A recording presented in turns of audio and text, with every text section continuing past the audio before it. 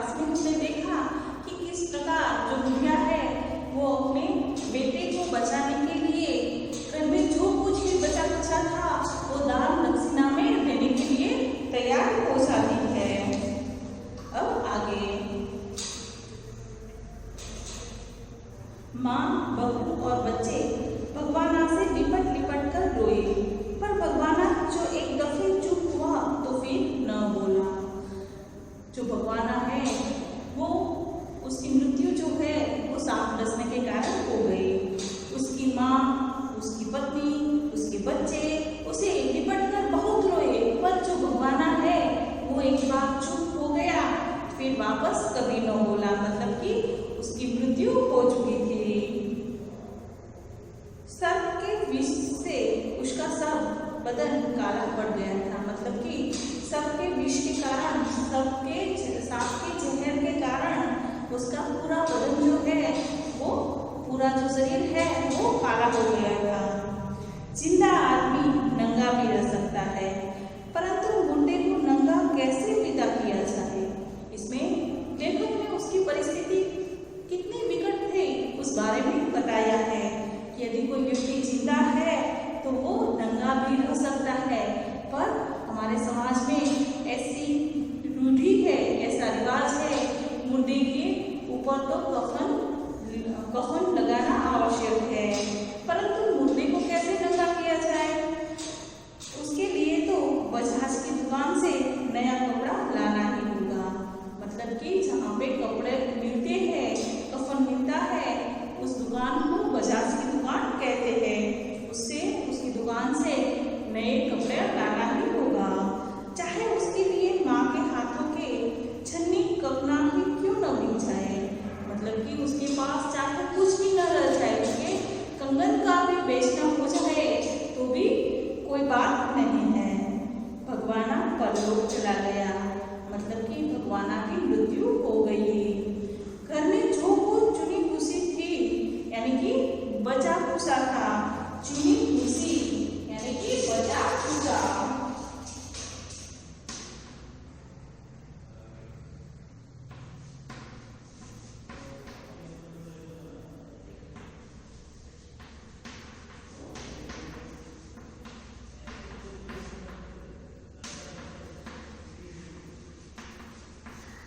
यानी कि भगवान बुढ़िया के पास जो कुछ भी बचा खुचा था वो सब उसे विदा करने में चला गया।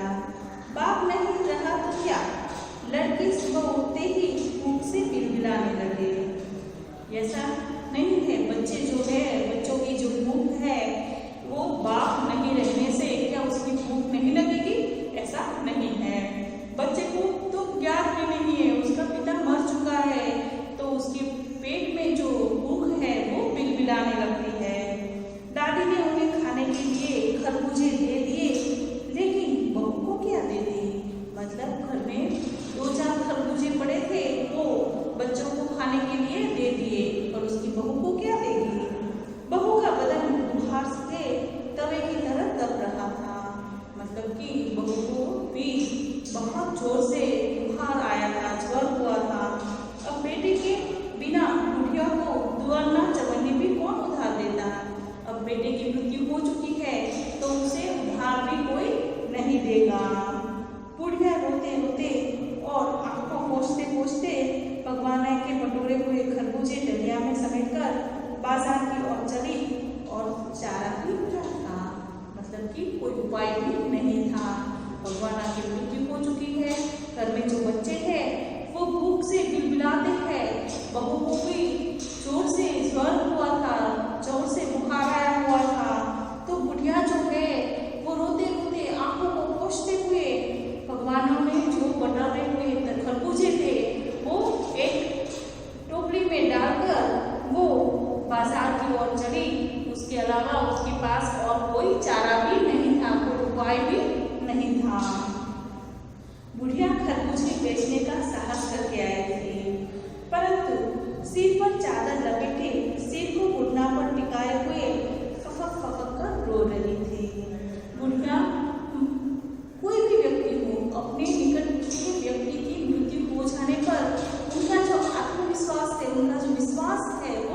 ढूंढा जाता है। तो यहाँ पे गुड़िया जो है अपने घर की परिस्थिति को देखकर वो बाजार में बेचने के लिए तो आई है, परंतु उनका जो सिर है वो घुटनों तले टिकाए हुए फपक कर यानी कि जोर जोर से रो रही है। कल जिसका बेटा चल बसा आज वह बाजार में सौदा बेचना चली है। हाय रे पत्थर दिल। कोई बोलता है जिसका बेटा की मृत्यु अभी हुई हो और आज ही वह बाजार में बेचने के लिए सौदा करने के लिए बेचने आई है। हाय रे पत्थर दिल। यहाँ पे कठोर दिल की बात की है। इतनी कठोर दिल बुढ़िया जो है वो अपनी मृत्यु की अपने बेटे की मृत्यु के 13 दिन तक रुक नहीं सकी और बाजार में बेचने के लिए चली आई। उस पुत्र वियोगिनी के दुख का अंदाजा लगाने के लिए पिछले साल अपने पड़ोस में पुत्र की मृत्यु से दुखी माता की बात सोचने लगा। लेखक जो है वो इस बुढ़िया के दुख को देखा और लेखक के पड़ोस में एक उच्च वर्ग की महिला की बेटे की मृत्यु हुई थी। उसकी पड़ोस में जो मृत्यु हुई थी उस माता की और इन बुढ़िया की दोनों की बात सोचने लगा। वह सम्राट महिला पुत्र की मृत्यु के बाद 28 मास तक पलंग से उठ न सकी थी। वह सम्राट महिला यानी कि उच्च वर्ग की महिला, सम्राट महिला यानी कि उच्च वर्ग। एक उच्च वर्ग की जो महिला है वो 28 मास तक यानी कि 2 मास और 15 दिन तक पलंग से उठ न सकी थी। उन्हें 15-15 मिनट के बाद पुत्र वियोग से मूर्छा आ जाती थी और मूर्छा न आने की अवस्था में आंखों से आंसू रुक सकते थे। ये जो लेखक के पड़ोस की सम्राट महिला यानी उच्च कुल की जो महिला है उसे 15 मिनट में मूर्छा आ जाती थी यानी कि बेहोश हो जाती थी और मूर्छा नहीं होती थी तब बेहोश नहीं थी तब भी उसकी आंखों से आंसू जो है वो बहते जा रहे थे। 2 डॉक्टर हरदम सिरहाने बैठे रहते।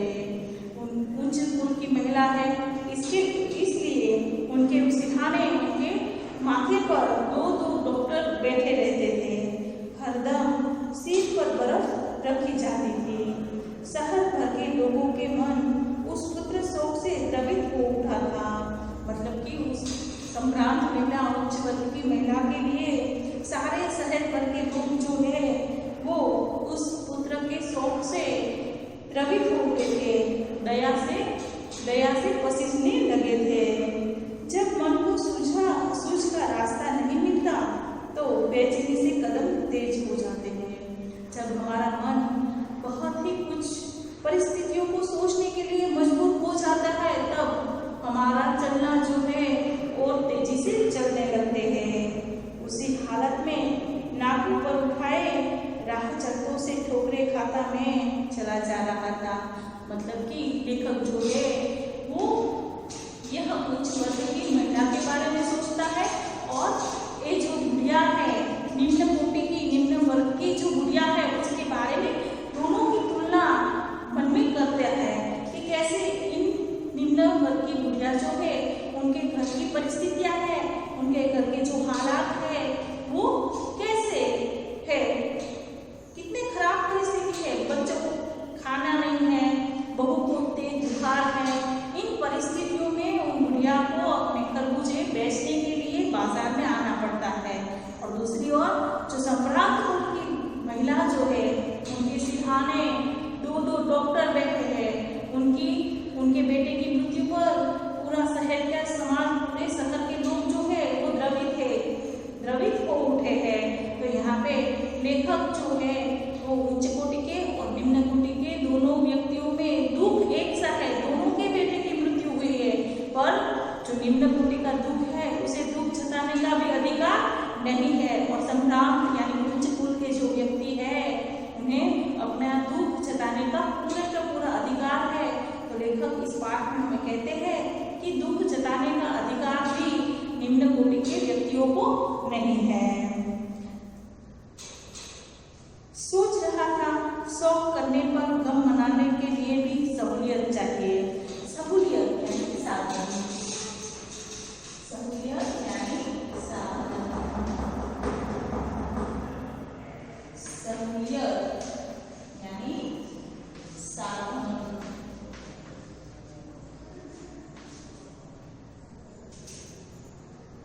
लेखक कह रहे हैं कि जो उच्च कोटि के व्यक्ति है उन्हें भी दुख मनाने का उतना ही अधिकार है और निम्न कोटि के जो व्यक्ति है उन्हें भी उतना ही दुख होता है जितना कि उच्च कोटि को।